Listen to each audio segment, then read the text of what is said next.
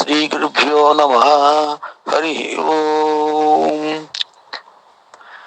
స్థూల సూక్ష్మ సకారణాంతరఖేళనం పరిపాలనం విశ్వతైజస ప్రాజ్ఞచేతసమంతరాత్మ నిజాం సుఖం సర్వకారణమీశ్వరం నిటలాంతరాళ విహారకం ప్రాతరేవ హి మానసాంతర భావయేద్ గురుపాదుకాం.